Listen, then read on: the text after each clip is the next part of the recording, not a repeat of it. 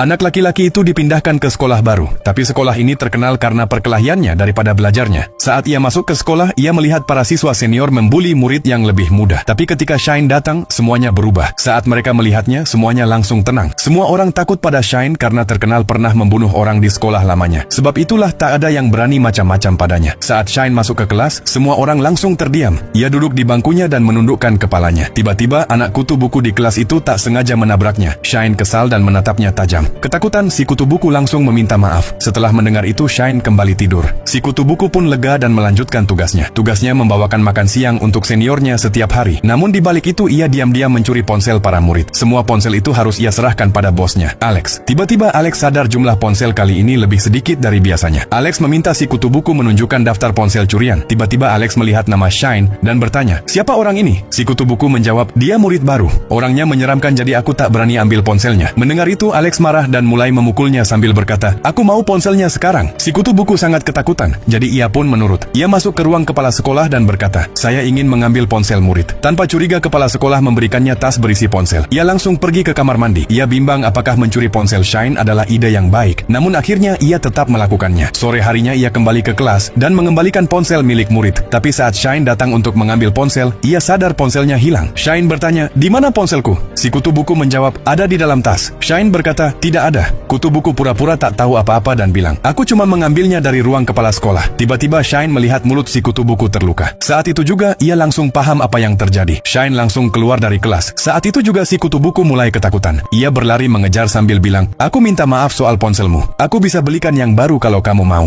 Namun Shine hanya menjawab, "Aku sudah tahu semuanya." Lalu ia pergi. Mendengar itu, si kutu buku menyesali perbuatannya. Esok harinya, saat Shine tiba di sekolah, ia melihat Alex membuli si kutu buku. Ia langsung teringat masa-masa saat dia dibuli, dan tiba-tiba dia membiarkan pikiran dalamnya menguasai dirinya.